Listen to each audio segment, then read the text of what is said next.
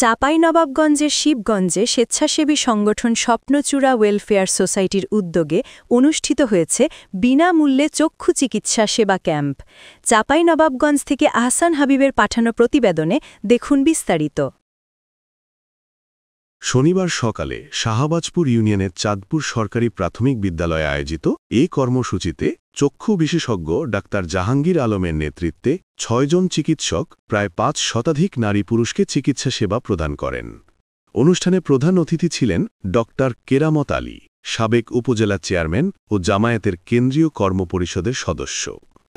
এটা কল্যাণমুখী রাষ্ট্রে পরিণত হয় নাই, এটা মানবিক রাষ্ট্র হচ্ছে না।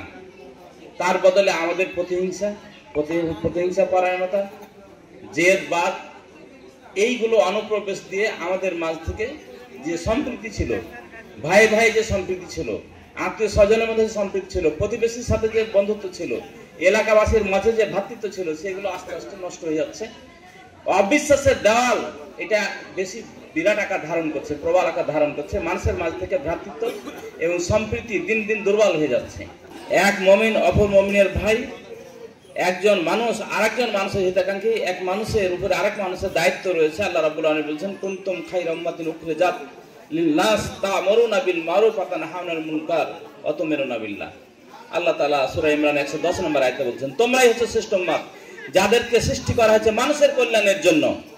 আল্লাহ আমাদেরকে সুন্দর অবয়ব দিয়ে, কাঠামো দিয়ে তৈরি করেছেন, আর আমরা আবার আল্লাহ তাআলা আমাদেরকে আমাদের মানের দিক থেকে নিচে অতল তলে ছেড়ে দিয়েছেন। আপনারা সে আয়াত খুব ভালো করে জানেন, অতীন ওয়াজাইতুর ওতুর সিরিন ওয়া হাযাল বালাদিল আমিন লাকাদ খালাকনাল ইনসানা ফি আহসানি তাকওয়িম সুম্মা রাদাদনাহু আসফালা সাফিলিন।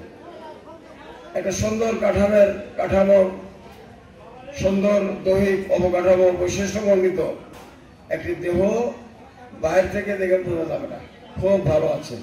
সার্বিক সহযোগিতায় ছিলেন স্বপ্নচূড়া ওয়েলফেয়ার সোসাইটির পরিচালক আব্দুল বাশির। এই উদ্যোগে অংশ নিয়ে স্থানীয়রা সন্তোষ প্রকাশ করেছেন এবং সংগঠনের এমন মানবিক কার্যক্রমের প্রশংসা করেছেন এলাকাবাসী।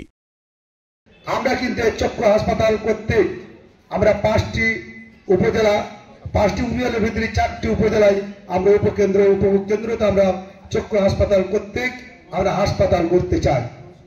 আপনারা এখানে কালসাট এবং শিল্পজ এই দুইটার মধ্যে যেখানে আপনারা যারা আগে আসবেন, ইনশাআল্লাহ আমরা সেখানে আমরা বিল্ডিং এবং সেই সহযোগিতা আমাদের এই হাসপাতাল এখানেও গড়ে উঠবে। আপনাদের হাত বাড়িয়ে দিতে হবে।